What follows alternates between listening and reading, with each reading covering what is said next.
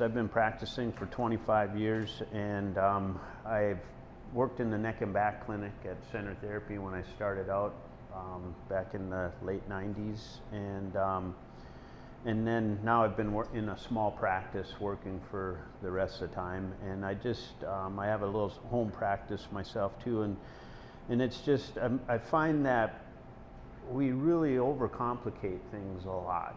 And so I want to just show you some simple moves that I've taught over the years to my clients, and then I use myself all the time just to maintain my ability to do what I want to do and keep this machine running.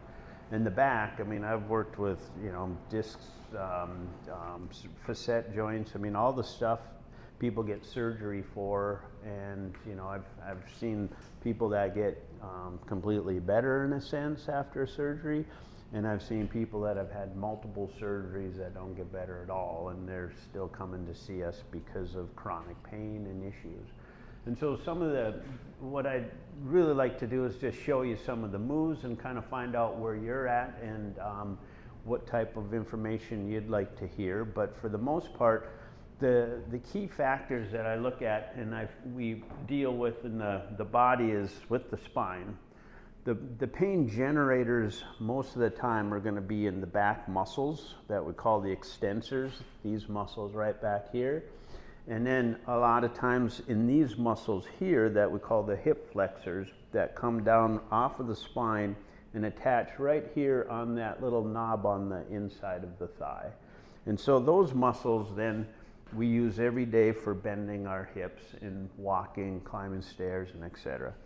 Now the back muscles, of course, as you know, we use those every day for moving and lifting and pulling, and those are the ones that tend to give us a check engine light. So pain to me is a check engine light.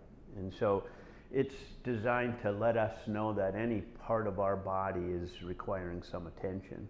And so in the spine then, the other parts that you might hear the horror stories of are when a nerve gets impinged and trapped between the vertebrae through the opening that it comes through here. We call these facet joints back here, and there's pairs on the top and the bottom, and they're just basically the stabilizing structure for the vertebrae.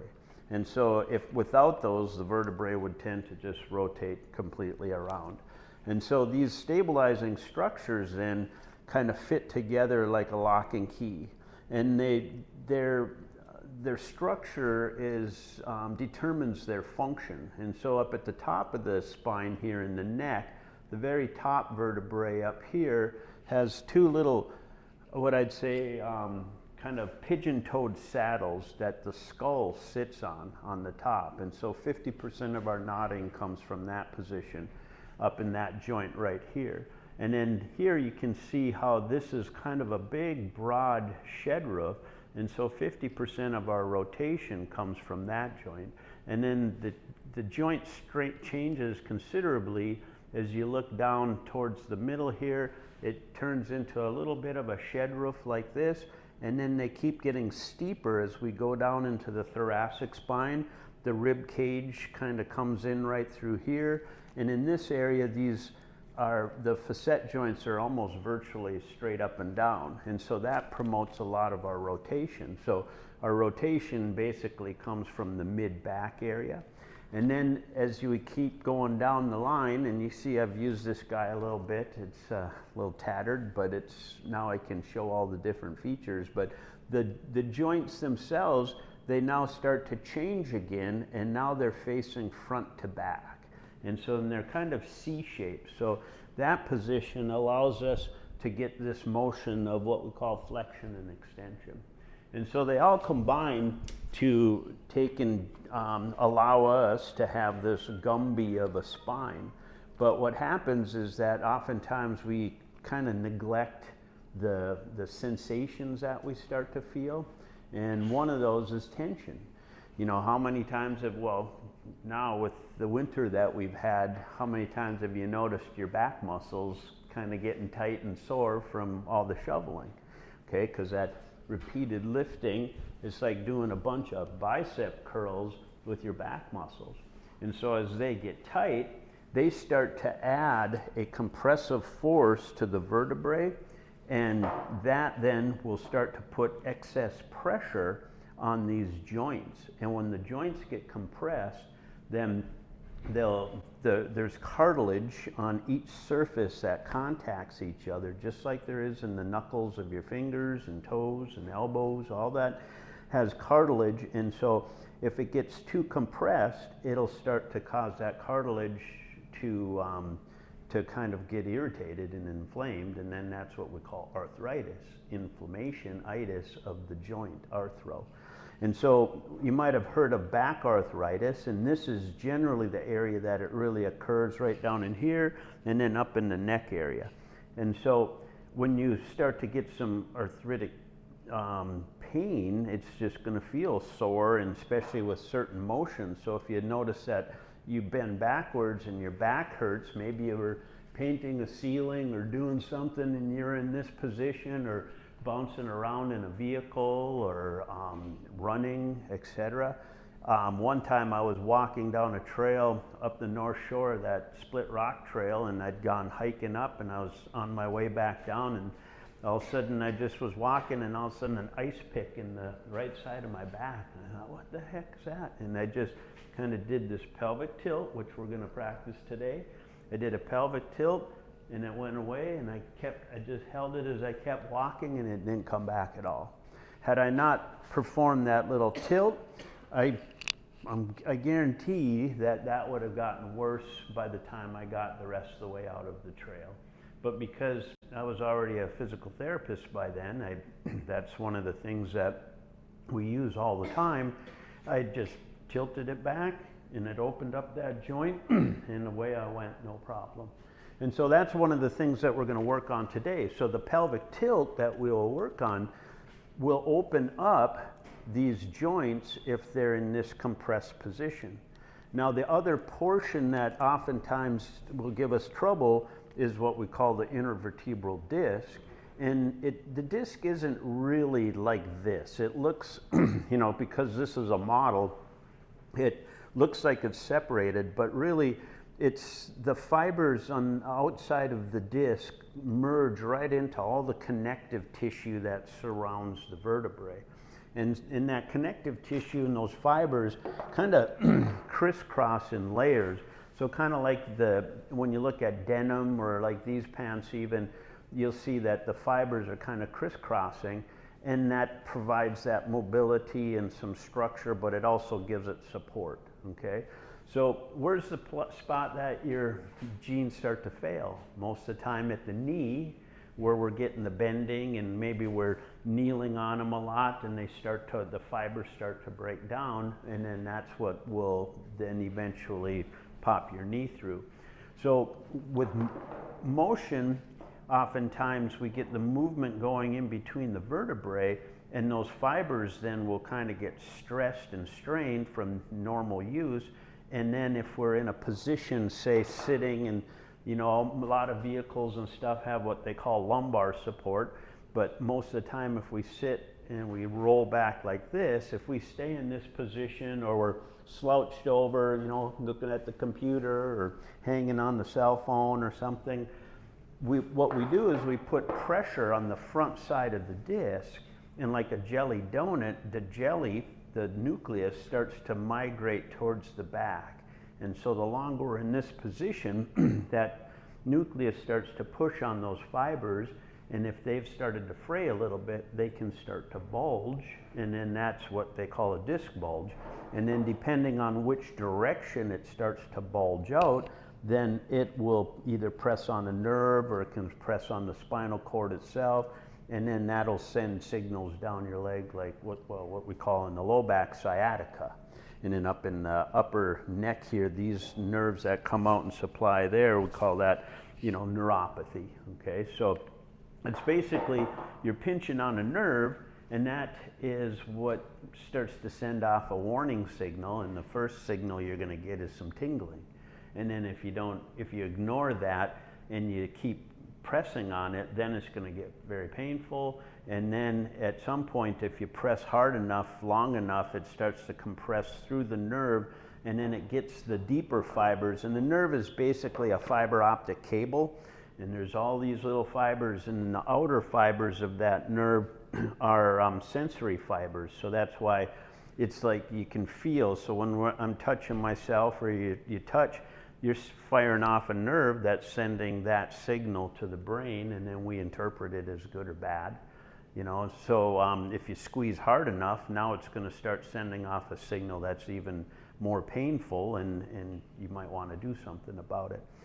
But the deeper we press on a nerve, those sensory fibers are on the outside, and on the inside, the inner fibers then carry signal to the muscles, which then, if you've ever known anybody that's had especially this lower L5, S1, and L4, L5, what we call a drop foot, where they step and the foot kind of just slaps down.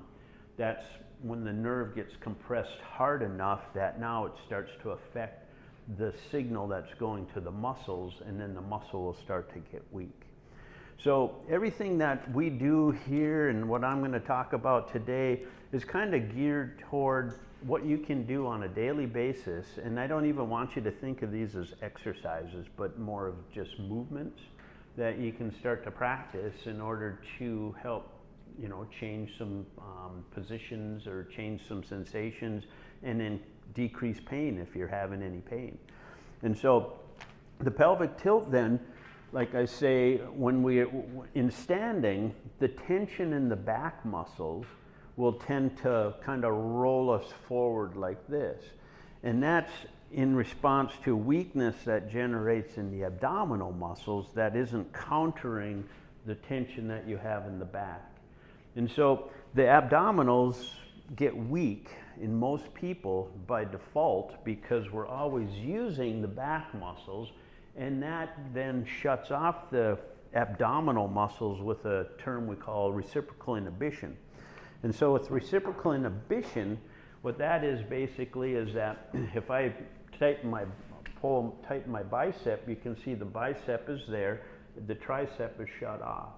Now if I push on my elbow to straighten it, you can see how the bicep dropped off because I turned the tricep on. And that's a principle that's going on in the body all the time. So as we're using the back, the stomach is shut off. And then we use the chair, which I believe is the worst invention we came up with, because we don't use the abdominals and we don't use our bodies in a functional way. We just kind of plop into a chair and then we can sit there for hours at a time. But what happens is when you're leaning back in the chair, I'll go against the wall because it just, but you know, feel your stomach. You can feel when you're leaning in the chair, there's no abdominal muscles, okay? So over time, that muscle group that we call the six pack will start to weaken because of disuse.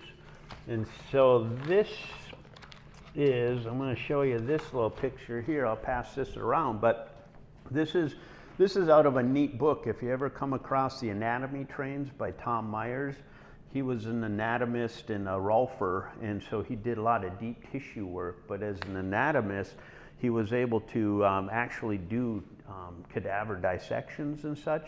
And so in his book, he shows, and he has found how he can create a continuous line from the muscles in the tips of the toes all the way up through the Achilles tendon, up through the calf muscle, through the hamstring, a little ligament we call the ischiotubulus ligament that comes through here, up into the back muscles, up the neck muscles, and all the way over the top of the head to just above the eyeballs, okay?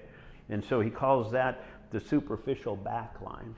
Now, opposing that is your superficial front line. And in that front line, you will see that there's your six pack, okay?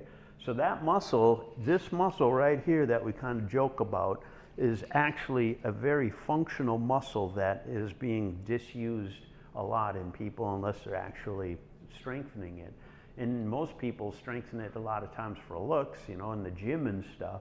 But when you work on it in the functional way that I'm going to show you today, then it starts to work for you, and it will in turn shut off your back muscles when you engage that six pack, okay? So in many instances, I find that if my back starts to bother me, especially if I'm doing dishes or something and over the sink, it's just that slight lean where I'm a little bit forward. And so the longer I'm in this position, if these guys start to burn, I'll just stand up and I'll just lean back and let the stomach kick in right automatically. So here's our first little exercise.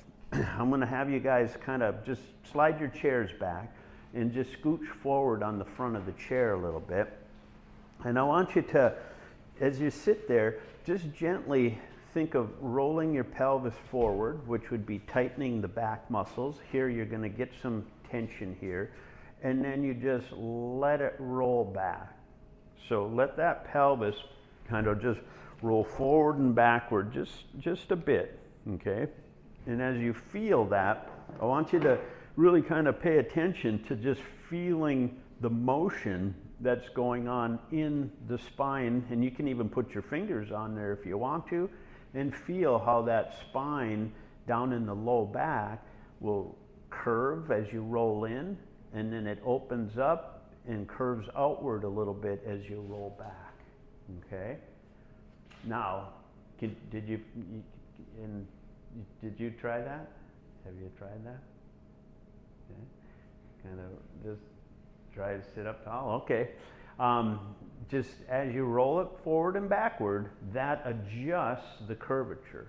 And now what I'd like you to do is just find a neutral spot. It's about halfway in between, because the spine will roll all the way one way and it goes all the way the other way, and that one was just a little uncomfortable. I went a little too fast for the tension that was in there right now, and I kind of felt a little shot. And so what your goal is to just find that neutral spot right in the middle. And now you're going to engage the stomach by just simply leaning back just a little bit. So you can put your fingers on your stomach and feel how as you lean forward, it softens up, okay? As you start to just lay back as if you're in a recliner, boom, you'll feel it turn on, and immediately as that turns on, the back shuts off, okay? And that's what's going on in this description that's in the written one, because the picture I had just wasn't that great, and so it's on this page right here. And so that's the description that you're reading in there. Now, what I've done is I've put together a little sequence like that for people that have tension in the back, where in sitting you do the pelvic tilt, and then you lean back for a few seconds until maybe your stomach heart starts to quiver and shake, or even just enough to engage it. That will turn off the back. And then with your hands on your knees, you can lower yourself down into a seated lumbar stretch, which is the picture here in this picture, okay? So when you're bending forward, you try to move forward and feel the stretch moving through those muscles in the low back. And I kind of call it a 1, 2, 3. It's the pelvic tilt to get some motion and to line up your lumbar spine in a neutral position. And then you lean back, and I'm doing the same thing. You can do it in standing, which is why I'm doing it here, is that with the tilt, then I get my neutral position, and instead of arching back, I just kind of lay back through the hips and the knees here. And as soon as I do that, my stomach turns on right there, and now my back is shut off. And then in the standing position, I can just hang on to this for a moment, and then just slowly reach for the floor, let the head hang, stretch the neck, stretch the muscles up through the back, and shut that down, okay? And so it really, I do it all the time. It really does, once you start playing and practicing it, it really does make a difference, and you will start to feel it.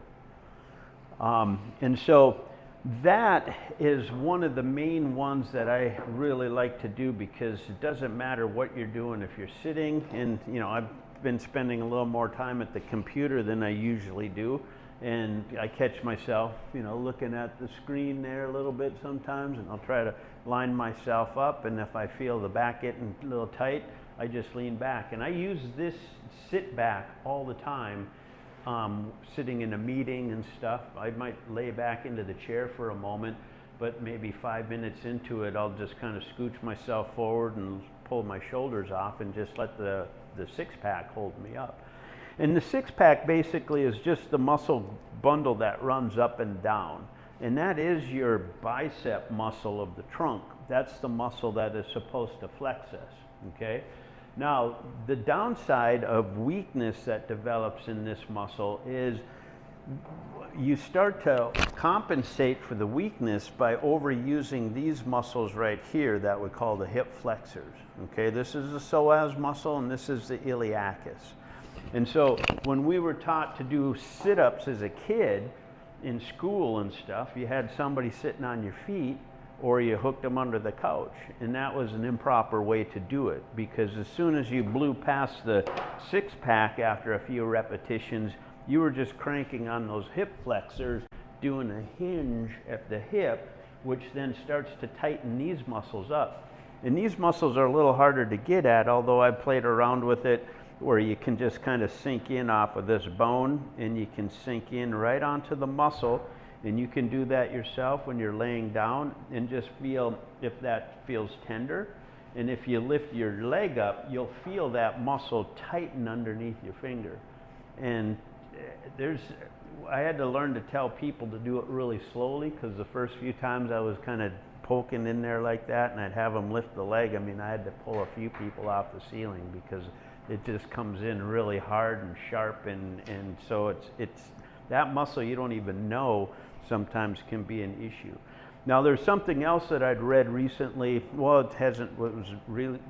wasn't recently, it's been a few years now, but I read a book on stocking wild psoas, and they do say that muscle then, because we have the two of them on each side, one on each side I should say, is kind of can anchor emotion, you know, when you talk about a gut feeling and such. And there's this Liz Koch, K-O-C-H, that did 30 years of study and research and read research and worked with researchers on this, and she found that, you know, some of us physical therapists that dig in there and then really force the stretching, we're kind of missing the boat on some things. And that's when I started to back out of doing that hands-on, get in there and release that muscle.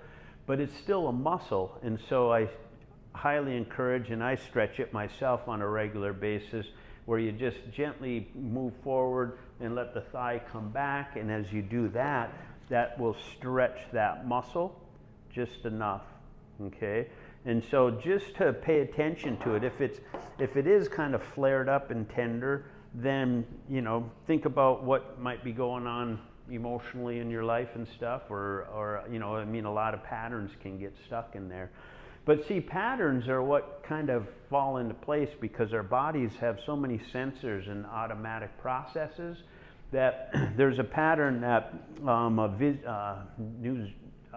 Netherlands physiotherapist Vladimir Janda, he described a cross-pattern syndrome of the low back and pelvis. And so that pattern is that we overuse the back muscles, and so these extensors get really tight.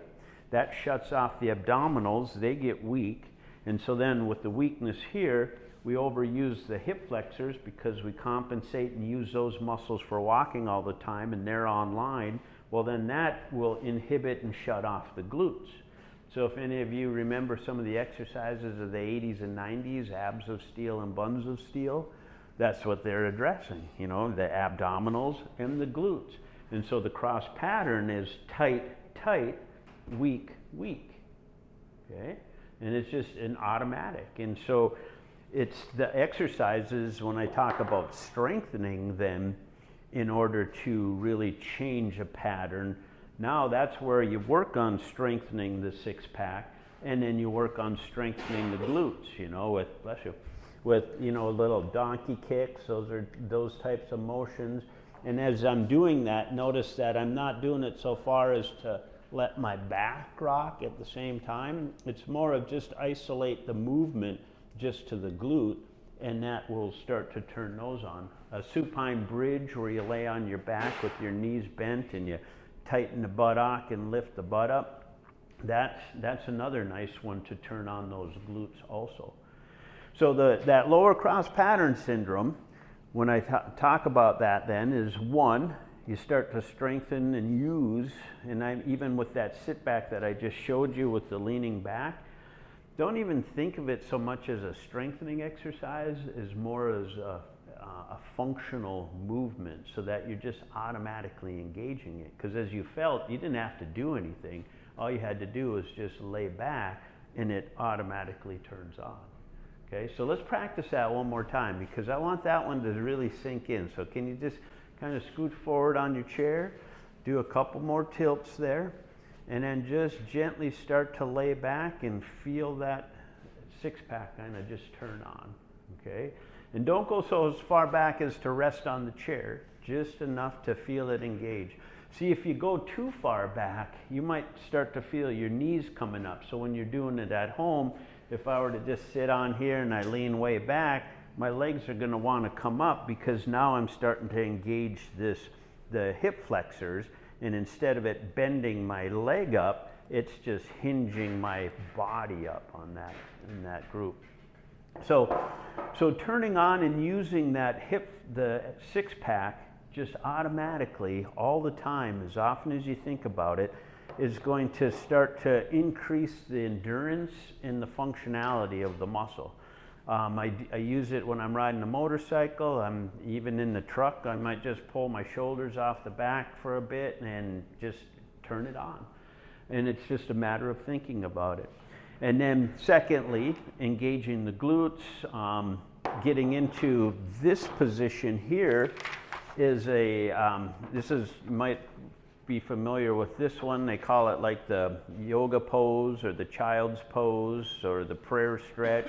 But that position in and of itself, if you can get into that position, is the flexibility and ability to get into a full squat. And if you can't get into a full squat, I'd encourage you to play around with trying to get into that position on your bed. Starting on the bed, nice and soft, on the knees and everything. And when you do that, you just start with, I think. Sure. All right.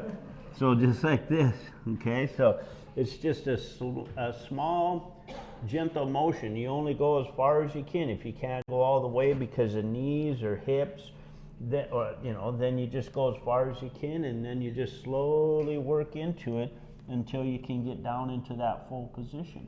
And then in there, it's just a matter of going into the full position into a squat, and now it's just strength that you need to get up from that, okay? So if you do it on the bed, that's less stressful on your knees if you have knee issues?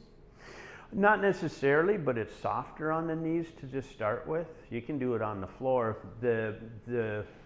If you have knee issues, the inflammation or tightness in the joint around the knee is going to limit how far the knee is going to bend, okay?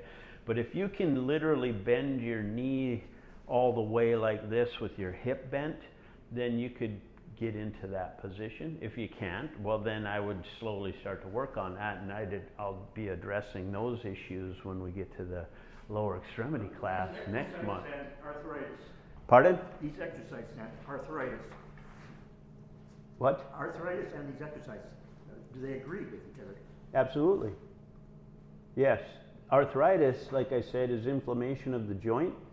And if the joint is inflamed, it's going to be painful. And that's why it's inflamed. And the pain is indicating that it's inflamed.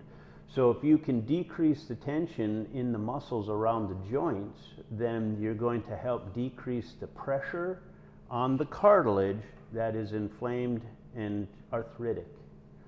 And so it's a matter of practice. You don't jump into it right away, you just work into it slowly. But that's not a cure, right? You're just saying you can reduce the pain, maybe increase mobility, but it won't cure arthritis. Well, I believe it can. Because arthritis again, it's okay, arthritis, inflammation is the process in the tissue. Now, if it's rheumatoid arthritis, some of those, what we call, you know, a systemic disease state where the body's kind of reacting against itself. Okay, rheumatoid arthritis is a condition where it's attacking the lining of the joint and it becomes inflamed. Normal wear and tear osteoarthritis is basically overuse of the tissue that's become inflamed, and now we don't do anything about it. We maybe complain about it a little bit and take some medication to try to control the inflammation, like ibuprofen or something, but you're not really taking care of the problem, and the problem is just overuse of the joint at the time.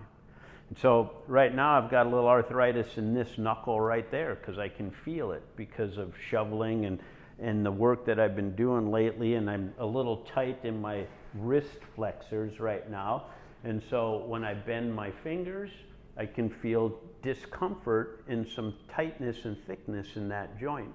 So what I've been doing now is just stretch out my extensor muscles. I'll pull on the joint, unload it, and it doesn't stay. It calms down and it goes away. And so I've had that. That's the same thing with like a bunion. A bunion on the toe becomes inflamed and almost arthritic in the joint because the angle and such is gone. It's the tension in the muscles is pulling the angle, the joint out of its proper alignment. And now when we're using that joint, it's wearing on one edge versus the other. And then that open side is where it wants to start to swell and create the bulge, okay? So I've kept my bunion at bay, and the reason I say that is that when I started treating them years ago, I was wondering, well, where does it come from? If we're not born with it, how is it that it forms? And that's when I realized that we don't stretch the shin muscles enough. So my personal take on arthritis right now is that we've been conditioned to conform to an artificial, an artificial reality in a sense. I mean, we're going farther, that's a whole nother topic, but when you think about how we were designed as a creature on the planet, similar to the other creatures that are still living in the woods and doing what they do, they curl up on the ground, they make, they do all this stuff. We've created this gerbil cage for ourselves, okay? And you go downtown and you got the real gerbil cage with the skywalks and everything. You don't even have to set foot outside if you don't want to. But my point is that the chair, for instance, our lives are conformed around the chair. Our couches, beds, automobiles, everything is designed with this sitting in mind. So when's the last time that you've actually gotten down into a flat-footed squat? This morning. Well, good. Thank you. And I know why. But that, that's what we're not doing. And so when we're only using our body in a limited capacity, then it doesn't really get moved around as much and freely as it should, okay? And posture, even sitting in the chair, what do? We slouch, okay? I mean, growing up in school, what do? We kind of sit back in the chair and watching TV, sitting on the couch, and the couches are all soft and cushy, but you don't realize that your back is in this rounded position and your disc is doing this on the front side and pooching its way out the back side. And so the issues that we're seeing are a product of our social structure in some respects. So you're saying it's better if we just stand? No, lean? no.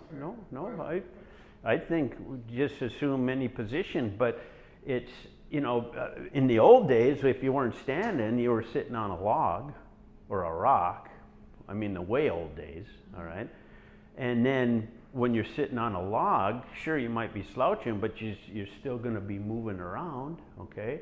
And then if you weren't, then you were maybe squatting, okay? Squatting around the fire. Look at even when you go into childbearing and stuff, they would say that the best position is the squat instead of laying back with your feet up in a stirrup, Gravity's not even helping by any means in that. So you see how we've been kind of drifted into just, I want to say ignorance in a sense, because we've been taught this is the right way. And so I'm a pondering, philosophizing physical therapist, and so I've been doing this stuff, and I question, why does this person get better, this person doesn't, when they have the same diagnosis and the same treatment and stuff. And so over time, I've just found that we've got all these exercises that can be done, and how many people come back and, I ask, did you do your exercise? Well, I didn't have time. I didn't have time. And I'm finding that the people that do what we recommend, and I mean, they get better. So I'm going to speak for myself. When people do what I recommend, they oftentimes will get better. If they're not, they don't as much, because they're not changing the pattern. And so that's what I find my role is as a physical therapist, is I'm trained to identify and find the patterns in the structures that are causing the problem, and then help you try to correct the pattern, change the pattern, okay? That's why I talk a lot about posture, because again, the posture is typical alignment. When you stand with your heels about a ½ inch or so from the wall, and your body I should be able to look down. You notice my voice didn't change, but the first time I did this in college, when we were taught postural assessment against the wall, I was like this. Oh yeah, I can tell you, So here, you notice my voice didn't change. My head's against the wall. Oftentimes when I have people, if I had you stand against the wall, sir, your head wouldn't even come close to hitting the wall, because you've got your thoracic curvature, and you know that. And I think, yeah. And so to be able to straighten through here to get your head back, that's going to be quite challenging, because your skeletal structure. Really bent forward that much? Yeah, yeah. Oh, jeez. That's all right. You can always. That's why I say these things. The baby step approach. If you practice this stuff, it changes. That's why I said when I did this 30 years ago in college, okay, my voice changed, because my head didn't comfortably go back to the wall. And when I have people do this now, I'll oftentimes see people look up like this, and then when they try to bring their head down to look straight, the head comes away, because they don't have enough flexibility in the muscles of the back of the neck. This way is it bent much? It's getting a little better, but see, then do you feel that? Yeah, it's kind of uncomfortable at first, isn't it? But see, that's what you want to do, is you want to play around with standing up against the wall? Yeah, every now and then, just think of it like a straight edge, okay? If you want this to be level and straight, and your plate doesn't roll off, you're going to want it to be level. And so you put a straight level on there, and you're going to see which direction it goes. The wall is just basically a convenient little straight edge to align your spine, to align the body. So the key with the posture is that this skeleton is the bony structure that supports this body, all right? And so if I'm up against the wall with my head back, shoulders back, and then a slight tilt in the lumbar spine, because when I first came here, the tension in the back wants to naturally pull you forward, because it doesn't have resistance from the stomach to counter that, okay? So the tension in the back just wants to bend you forward. So if you can go against the wall and get your whole hand back there, you've got too much of an anterior tilt, which is putting a lot more pressure on the joints, these facet joints that I was describing earlier in the small of the back, okay? And so I can tell you, I know that I do have more flexion, because I play with this all the time, than I probably have extension. Because when I lay down on my stomach, there's the move in yoga, they call it, what is it, the Sphinx or something, where the Cobra, where you're on your stomach and you can push and they want you to push your arms straight out. I can't do that. But I don't have back pain, and I certainly demonstrate it, but I'm just, you know, I can get up on my elbows, and if I stay there to like read a book and to change my position from reading a book in bed like this or something, I might roll over and read like this for a bit. My back starts to get uncomfortable because of that extension pressure on these joints right down in here.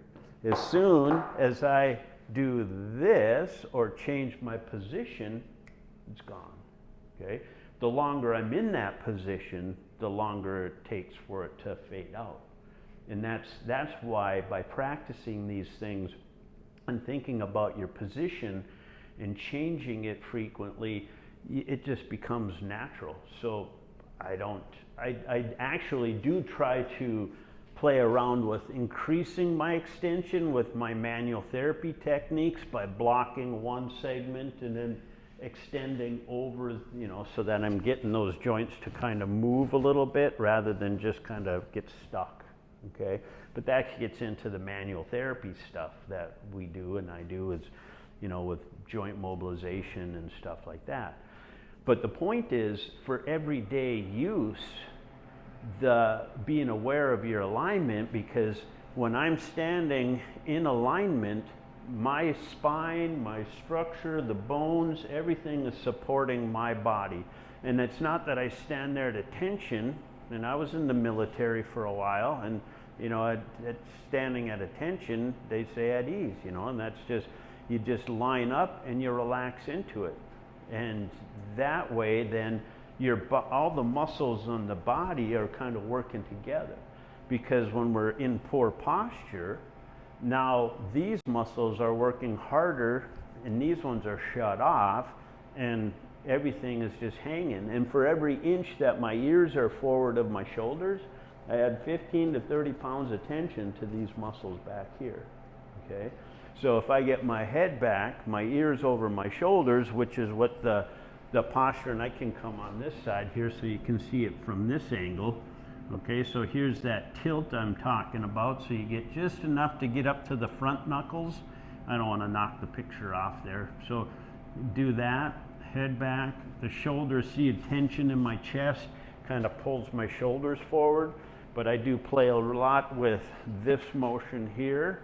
And I've got a grab bar I put up in my garage when I insulated the ceiling and made the cubby, and I'll hang from that and stretch out the shoulders. And this is all the stuff I would have talked about in last month's class, but there was only one person that was signed up, so it got canceled. So I'm glad you're all here. But I guess that's why I'm saying I wanted to make this kind of a practical class of how this stuff really works and functions, because I can spit out all the jargon and use all the big words that will make your head spin, but what are you going to do with that? You know, I want you to be able to walk out of here today with an understanding of why you want to play with the pelvic tilt, use it as a functional tool, just like using the chin tuck to get your ears back over the shoulders, and then a little chest lift to straighten the thoracic spine, and then just relax into it, okay? And I want you to be able to engage comfortably and without effort that six-pack by just leaning back and feel it automatically turn on, because it does it whether you want it to or not, okay? Just like you don't think about it here, we bend over so many times. That's why the back gets so tight, is that the muscles kind of start to get tight, and then there's this book right here, this Somatics. You can see I've read this book twice, and I most recently read it probably a year ago, because I saw it on the shelf and I thought, I gotta check that out again. And now the second time I read it, I marked all these pages because it was fascinating to go back through it. Because again, we fall into patterns from kids there's this here, I'm going to pass this around here for you to just kind of peruse, but you can see these two distinct patterns, all right? He calls this the red light pattern and the green light pattern. And the red light pattern is that it's almost like when you get startled. What happens when we get startled? We just go, "Ooh." Okay? Everything flexes, we kind of go into that defense mode, all right? And then when we get up and go, and he talks about it from infancy, look at when we start out, babies basically lay on their back and they start moving. They don't really, they're just kind of up there wiggling around like this until they finally start rolling over. And now we get into the green light pattern, which is the get up and go. So they start to extend and look at the world, and now they're developing the back muscles, and then you're up and ready and off you go, okay? And so those patterns can get stuck in our bodies in various ways. And in this book, the whole first section talks about case studies of these guys that were like shifted, okay? This one kind of shifted to the side. And that's because he got stuck in a pattern that was tightened all the muscles. He had gone through some other therapies and everything. And this guy works on whole body balancing. And so once he started figuring out what was going on, he got him doing some of these simple activities, and pretty soon he was all straightened up. And I mean, he did guy at 87 years old. Let's see, Louise, 56 years, the frozen shoulder.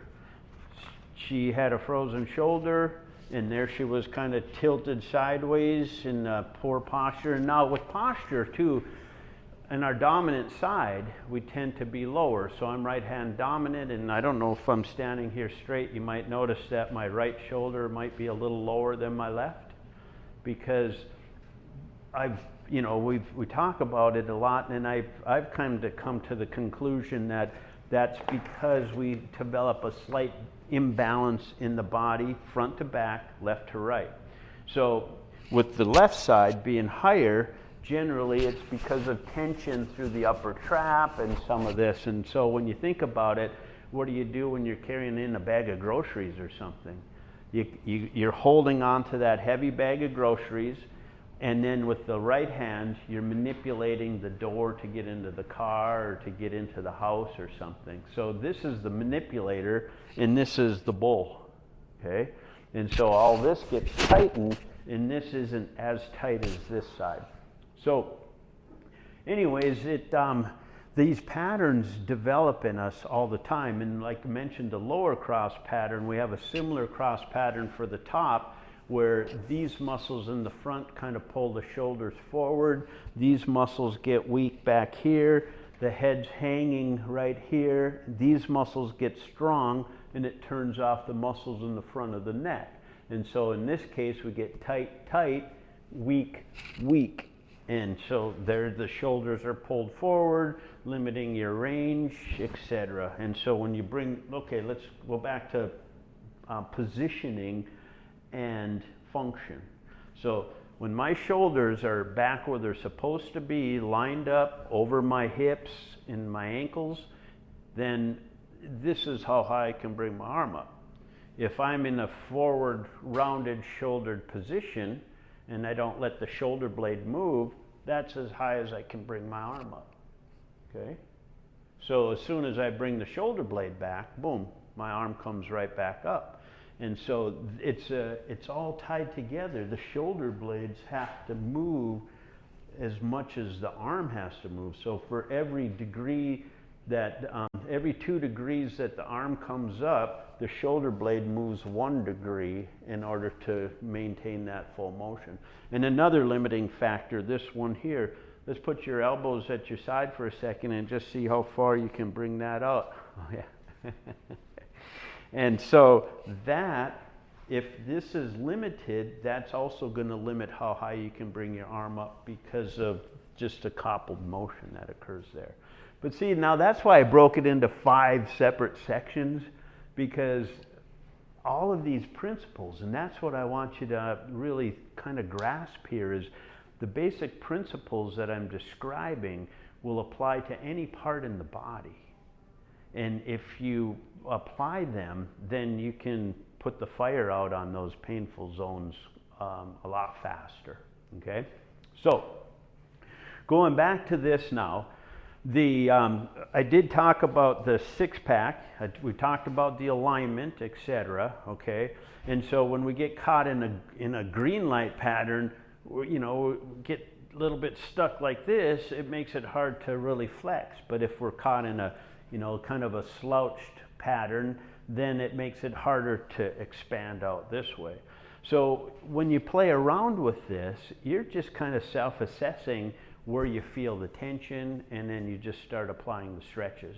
Stretching shouldn't be painful, and it shouldn't be strenuous. It's basically just like I'm doing right now. I'm just squeezing my shoulder blades together, clasping my hands behind, maybe pull them up a little bit, and I can feel a gentle pull through the chest muscles, the pecs, and I might hold that for 15, 20, 30 seconds. And while I'm doing that, the fibers, which I'm going to talk about now, will expand and release. And so with muscles break down again from the big muscle that we see in charts and in meat. You know, when you're cutting up a piece of meat or something, you can see the fibers. They look pretty much like this, all right?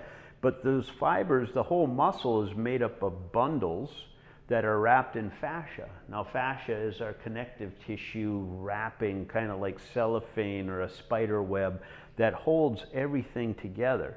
And so the fibers, the muscle is made up of the bundles. The bundle is made up of the filament wrapped in fascia. And when you get down into the filament structure, you can see there's arteries here, and there's little cells in here, and this little plumbing, I call it.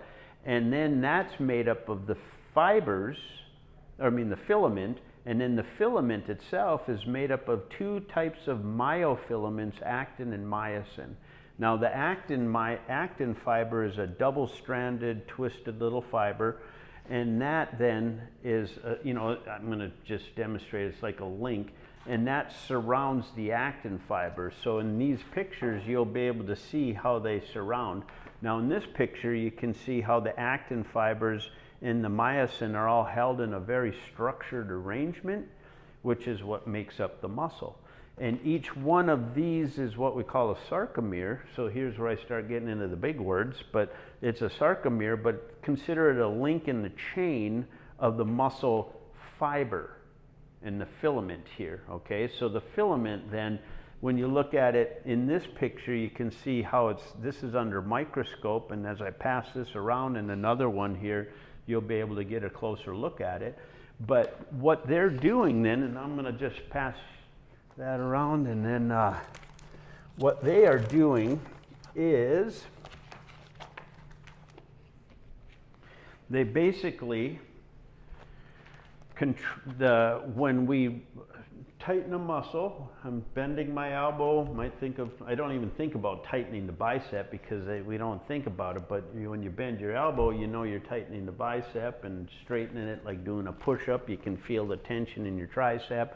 And so what's happening is calcium is released from the plumbing in the fiber, and that calcium then drops down into the tissue, and it connects on the actin fiber there. You want to take a look or pass it around there? It connects onto a site on the actin fiber and energizes and twists it up, and then it connects these myosin pods that then connect to it, and then in this picture here, they connect, bend, release, and go to the next site. So all of those little overlapping fibers are simply going connect, bend, release, connect, bend, release, connect, bend, release, just like a ratchet strap, okay? And just like a ratchet strap, they don't push themselves back out. They only disconnect. And so even when I'm shortening the muscle right now, those fibers are all connecting and drawing tight. Now if I push against my arm to resist it opening, instead of them pushing themselves out, they're still trying to bend, but they're acting like a come along and slowly letting all that muscle lengthen. But they only lengthen as far as we physically move it. So the stretch, when you come up to a wall or something and do a bicep stretch like this, that bicep attaches up into the shoulder, and so now when I get that arm back, now you can really feel a full stretch in there. And so that's the reason I show you the sit backs, or the different positions to do these stretches in, so that you can find a position where you can lengthen the muscle farther than what we're usually using it for, okay? And so it's just once you understand the principles of the muscle, then stretching just becomes a no-brainer, because when you think about, even any of you have dogs or cats? Yeah. Okay, what do they do when they get up? Yes, stretch. Yeah, all right. They don't pull out their list of handouts from the Stretch, therapist. but we don't. Well, because they're still connected to the real thing, baby. Life. And so they haven't been taught that. What are you doing that for? Well, you look stupid, you know? And so then we just, we don't stand there. I can tell you, I don't care anymore, obviously, because I'll be shopping with my wife. One year we were, she was Christmas shopping and I was helping, was with her. And I just step out of the line and out of the aisle and find one, and I just stand there and stretch my quad and maybe my IT band while I'm standing there, or hamstring a little bit, and just watch when she's ready to move to the next section, But it's it. I just stretch all the time. And so that's what I want to impress upon you, is that if you start to feel tension in any muscle, but particularly the back, because we're talking about the back, after shoveling, I'll get down when I get, if I've been shoveling, I'll get on the bed and I'll do this before I crawl into bed, because I can feel that tension. And I'll tell you what, I think I sleep like a baby after I'm done, because it's just, you can just feel the tension release. And then one day I was standing there and I had some foot pain, a little bit of like a plantar fasciitis just starting. And I stood there and I just stayed in the calf stretch for a lot longer than I usually would. And it was just neat, because I could just feel that tension just start to dissolve in my calf muscle. And I just thought, well, that's what it's all about, okay? So you'll notice it when your back is tight, and you probably noticed it a little bit even now when you went into the position. When I show people this, they say, oh, wow, that feels pretty good. I mean, I showed people that today in the clinic. I mean, it's just, I do it all the time. And so, you can say about leg cramps. well, that's foot cramps too. foot cramps, yeah. What about cramps? Anything you can say about them? That's where the muscles, they want to tighten. They're designed to shorten, okay? And if we don't stretch them out, when we go to even kind of flinch, they'll go it. So I can give myself a hamstring cramp. Well, maybe not, because because if I hold that there long enough, that little hamstring is going to want it to, there it is, yeah, see? It'll just go right into a cramp, and that's why when you're holding something, all of a sudden it just feels like it's cramping up on you, or you go to reach for something and it just, your hand wants to, because the tension that you build up in these muscles, particularly the forearms, we don't realize how much tension builds up in there. And then the reason I brought this book out is it's called Sensory Motor Amnesia. We don't even realize how tense these muscles get. And that's what then causes my knuckle to be sore, because my forearm isn't flexible enough. And I can see, because look at our fingers might try that. See, yeah, look at that's good flexibility in the forearm flexors. Her fingers are bending almost back, but again, I'm not saying I'm perfect with all this stuff. I just apply it to what I'm finding, and so I keep this muscle, this body at bay, but this one, and then this one for the forearm muscles here. So if you do any type of computer work and you're doing a lot of finger action, you definitely want to be stretching these forearms out in between your breaks when you're waiting for the computer to boot up or you're waiting for some process to occur or something. Because yes, No one can see. yes, So the exactly. prevents cramps? Yes, well, it doesn't prevent them, it helps to decrease them because you're starting to lengthen the muscles. And then there's also metabolic stuff like potassium and magnesium and stuff like that that can help. But the first step, the easiest thing, is to try the stretching. Because well, think about it. I've woke up in the middle of the night and I've had like what the heck was it? I'm trying to think. Most recently in the last year, I've noticed that I had a couple of really good ones, and I think it was a hamstring popped in there, and it got me out of bed, and I just went, and what do? You immediately either grab it to pressure will shut a muscle down, or you stretch it. Okay, calf, that's, the covers or something, I forget. Because see, it doesn't happen that often, but it sure got my attention those times. But I think my foot was under the covers and maybe down like this. Oh yeah, I remember. I think might have been from snowboarding, and I all of a sudden I could feel this muscle just crank. It's called the fibularis longus right here. Just went into a spasm, and it's like, oh, I'm up there trying to pull that foot up there and get that bugger to stretch out and massage it. And I did get it to calm down. So that's what I go to. I don't take any pills. I don't take aspirin, ibuprofen, nothing, because I just go right to the source of the problem, and it works for me, okay? And I know that it will work for you as you practice the techniques. But, it's the patterns take a while to set in sometimes. But look at what happens if you sprain an ankle and you start limping. Now the ankle gets better, but somebody tells you, how come you're limping? Does your ankle hurt? No, it doesn't hurt, but you get into the habit and you're still limping.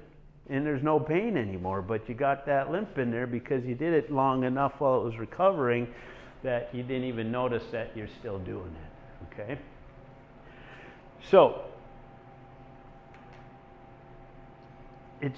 obviously I'm pretty excited about this stuff, and I can get off on tangents pretty easily, and so I wanted to just make sure that I covered what I intended to do here for the back. Now the only other thing that I haven't talked about, because we talked about the posture, talked about stretching, talked about engaging the muscle groups that tend to get weak, gently stretching the other muscles that tend to be tight, is range of motion. So this rotation, like I mentioned when I described the vertebrae, our rotation comes from that mid-back area. So how many times do you play around with just doing some gentle rotations?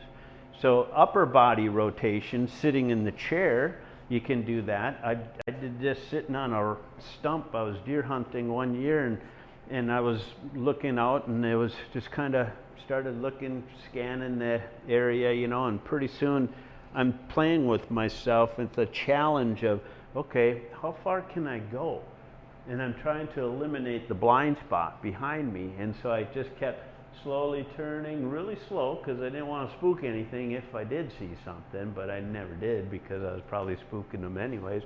But I just wound up going as far back, take a breath, and go a little farther, and then rotate. And you can feel it through the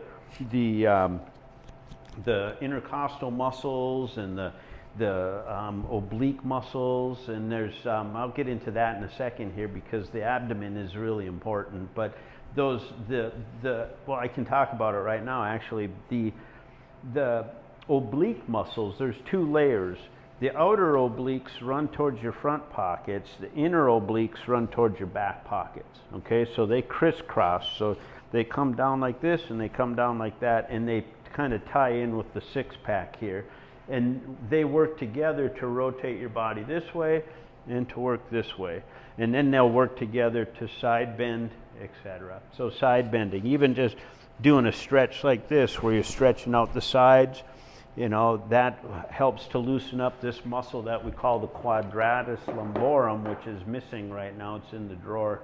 One of these days I'm going to pull out the old 6000 E6000 adhesive and glue all my parts back together, but that hasn't happened yet. But that muscle attaches right here, and that's a hip hiker, okay? That's the one that pulls your hip up. And if you poke your thumb in there, that can get kind of tender sometimes. I've literally worked on people that have had back pain, and that's what the muscle was, laying on the side, get in there, and holy cow, almost had to peel them off the ceiling. But you work on loosening the muscle up, get them moving on some little side bending stretches and stuff, and voila, it goes away, okay? We don't realize how much we can take care of ourselves with just application of these principles. Little soft tissue work, pressure point, trigger point release. So you press in there, hold it at about a 5 or a 6 so it's uncomfortable but tolerable. And then as it eases up, you go a little deeper, bring it back up to a 5 or a 6. And then when it releases again, maybe one more time, but if you don't want to, you can just ease right out of it. You don't want to jump off it because it'll cause the muscle to kind of spasm and contract and might give you a cramp. But you know, you just want to just ease off of it. But that applies to any muscle. I use it a lot on my forearms because I've had tennis elbow, I've had golfer's elbow from digging out a rock in the clay. Just shoveling and lifting, you know, I don't know. I've experienced a lot of what I treat, and so I've been able to apply these things to myself, and that's why I'm so adamant about how well they will work if you just play with them. Okay. So if you're going to do, like you said, with range of motion, like a side bend or a rotation, I'm a numbers person. If you tell me to do it 10 times, 5 times, I mean. You don't do 100 times, or No. what is there a magic number? Nope, Oh, absolutely not. okay. I don't believe in magic numbers. I believe in what are you feeling, okay?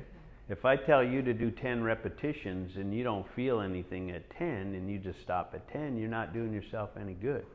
If you start to have pain at 5 and you say, well, I got to do 10 because my therapist told me to do 10, now you're going to hurt yourself.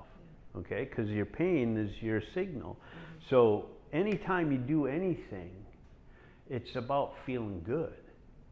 You're basically trying to increase some range of motion, you know. So what I did there, how many did I do? I didn't count them at all. All I was doing was just feeling and then looking to see how far I could, you know, eliminate that blind spot. Now here I'm coming through the waist. When I was sitting on the log, or the stump or whatever it was I was sitting on, my pelvis was kind of seated there, and I paid attention to that. So I was just rotating, and as you can see, I'm bringing, and I can feel it pulling in the back because I'm bringing my shoulder blades with. I'm moving all the muscles, and I'm going as far as I can, almost like an isometric. And then I go all the way back, go all the way as far as I can this way. And it's all about just restoring any limitation in the ability to rotate the trunk, okay? Just like playing with the pelvic tilt, I kind of do a little sequence where I start on the hands and knees. Can I get back up here? Are you all right with that? I know nothing. Okay. This is working on the abdomen. So you've heard of the cat-camel. All right, the cat-camel is basically another way of increasing the motion through your lumbar spine. And in this position here, I have to use my 6-pack in order to roll the pelvis back. And now I can relax the 6-pack and just let gravity roll me into the anterior tilt, but I can also go a little farther by tightening my back muscles. All right. Now, and I can even play with that into a wave. Now I'm kind of bending my whole spine into flexion, and I'm going to relax my legs because I was kind of freaking out there a little bit. But I can do this, and now I can start that wave and just bring it right on down to my sacrum or the tail, and then I can start it at the bottom and kind of roll it right back up. And in the whole process, I can extend it and move it around and just feel. And I tell you, I feel my back self-align all the time. As soon as I do that, I didn't feel it now because it feels pretty good, but if you do that, you might hear a little snap, crackle, pop as you start doing that laying or even the rotations and stuff.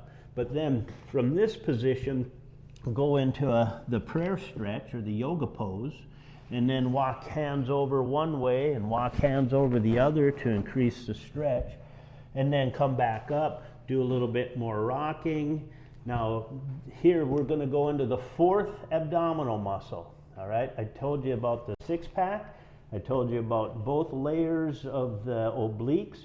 The fourth abdominal muscle is a deep muscle inside. It's the deepest layer of abdominal muscle. It's called the transversus abdominis.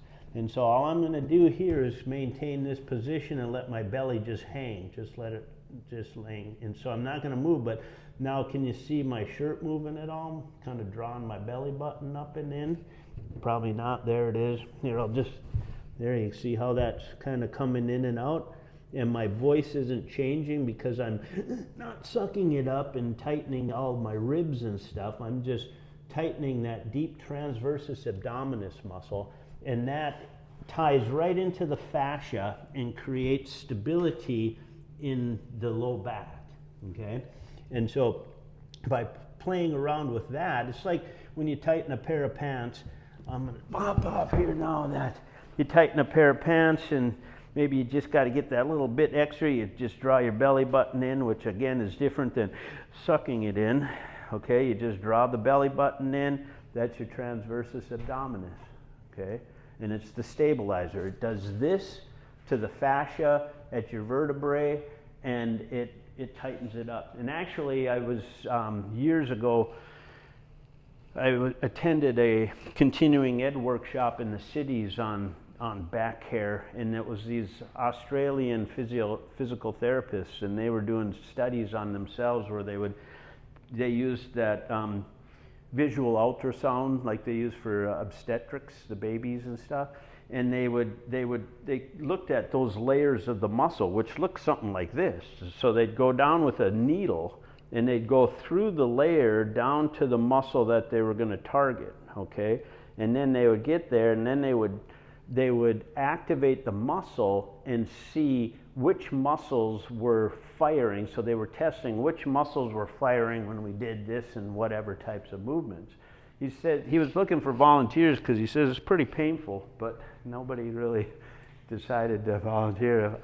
If I could have gone to Australia, I probably would have, because I'd like to go there. But anyways, what they found in the study, which was amazing to me, is that transversus abdominis would fire 30 milliseconds before you'd raise your arm. Okay, so the intention, okay, you're going to reach for something, all right? Your intention is you're going to reach, you're moving the arm. Unbeknownst to you, that transversus abdominis had already set before you even started the movement. But what they did find also is that when a person had back pain, that 30 millisecond preset got shut off, and it would only fire when the rest of your abdominal muscles fired. So you can play around with that when you're sitting at home. Put your hands on your, it's kind of hard.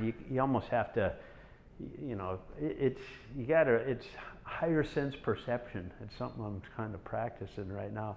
Higher sense perception, but it's, you'll feel, when you go to do something, just feel the ripple effect that goes down your body when you start to reach for something. I mean, your body starts to stabilize, just counterbalancing, okay? So it's when you reach out this way, and that's the other thing is Tai Chi. I play around with Tai Chi, and that's all about movements that's slow and controlled, and it's always kind of counterbalanced. So as one part's going this way, another part's going that way, and you're coming into the different moves. But it's all about this tensegrity model of our body just fits in a balance, and that's why these patterns kind of erupt because we don't really pay attention to when we start to get out of balance. So now we covered the sit back to engage the stomach. We've covered the glutes with some activities to turn those on.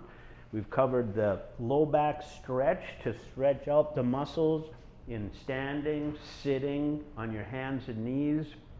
And now we've touched on the rotation, and we've touched on most of the muscles of the abdomen, well, all of the muscles of the abdomen, and then also the muscles of the quadratus lumborum here that hike the hips, and the two iliopsoas, the iliacus attached to the pelvis and the psoas attached to the spine that merge together and will bend the hip. And then we talked about how the discs can bulge and compress on a nerve, and we talked about how these openings can get closed and pinch off a nerve. So it pretty much covers all of the major areas of the spine and the trunk, and what you can do to maintain it. So, any questions? When you said about my head going forward too much, Yeah. Is that because I'm short, or just learned bad posture over the years? Bad posture over the years, sir. So Sorry. So I can counteract it somehow. Yeah. Try to. I mean, you know, it would take you. It's going to take you a little while because your tissue is kind of adapted to the position. But that's why I say it's not impossible. It's just that you have to be consistent with it, because for anything to make a change. Okay, so let's go back to two things. One, stretching. I can't see myself unless I'm looking in the mirror. Yeah, well, what you can do is, do you sleep with one or two pillows? One, good. Do you sleep on your back? Yes. Okay, Side. all right. Now, start at night with just that pillow, and then start working at trying to maybe slide the pillow out for a few minutes and let your head just rest flat on the mattress. Now, if I sit like this, does it look better? Well, sort of, but you're looking up, aren't you? That's good, looking up. It's always good to look up, but here's where you just do a slight nod. There, you feel that? There. See that? That's better. Okay. Okay? And then the other part here is that you'll want to just kind of lay on your back, and I would even, this is fat, you know, we do these techniques. I don't know if you've heard of myofascial release, Rolfing and stuff. I mean, that's what it is. It's getting down into the tissue and loosening it to release the restrictions that hold us in this position. So when I did that, remember I said my shoulders are tight?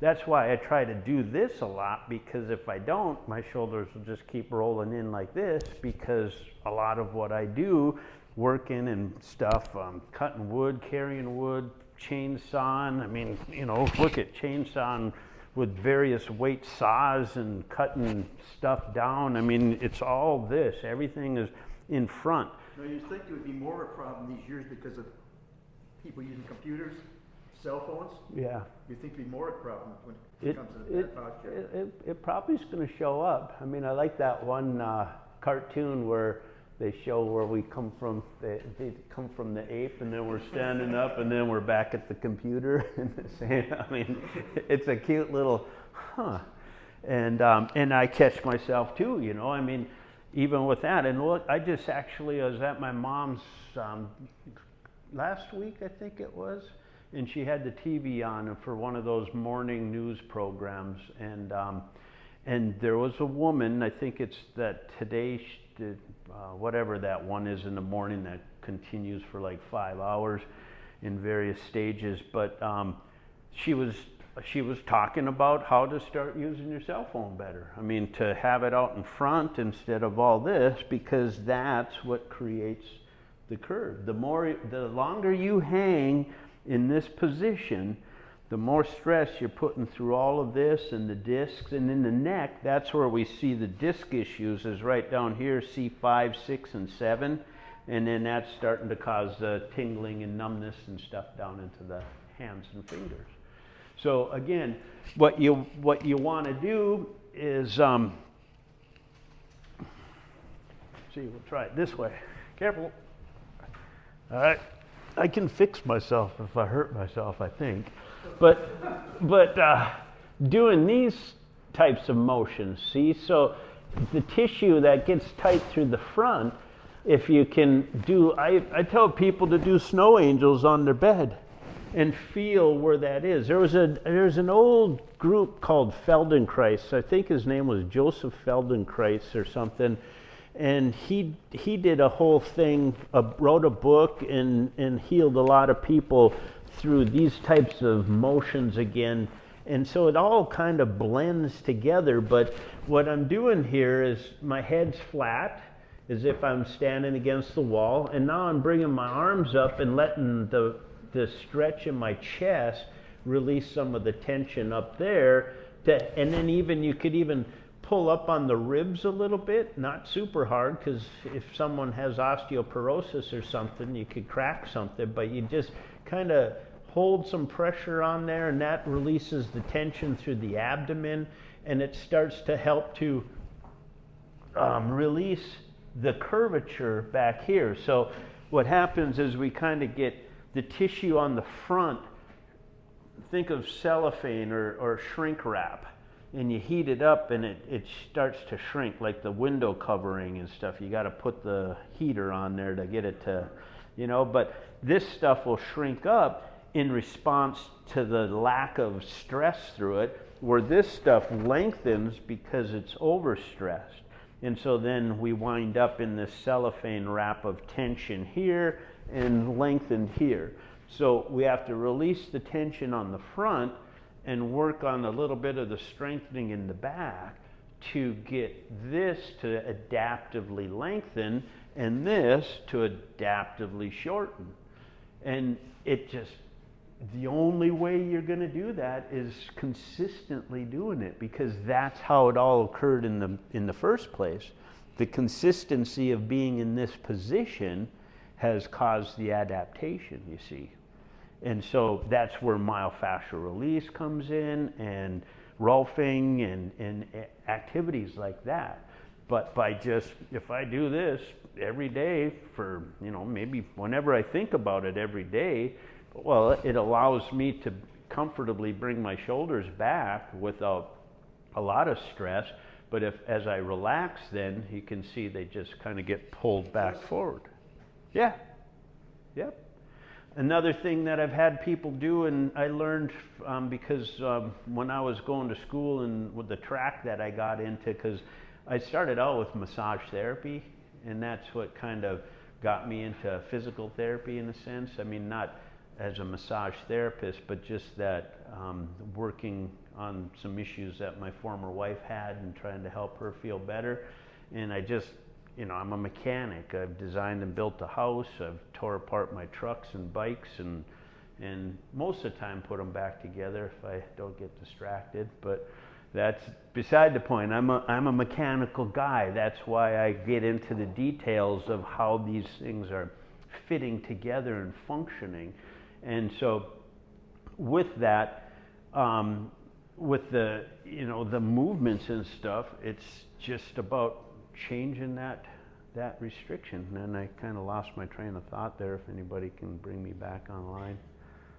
All right, because what was that? You asked the question about...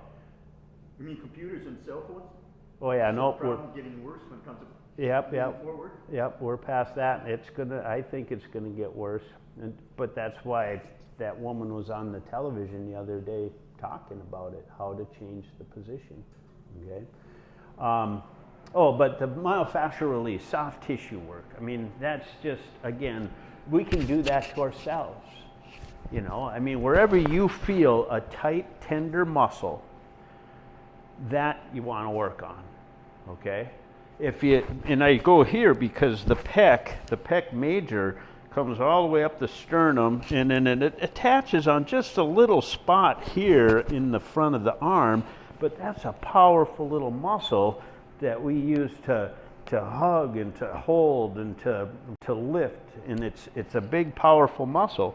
And so that muscle gets tight, and if we don't stretch it out with, like a corner stretch or something, and what I do a lot of times is I'll go, as I'm going through a door, I'll just stop in the door and do a door stretch through there, okay?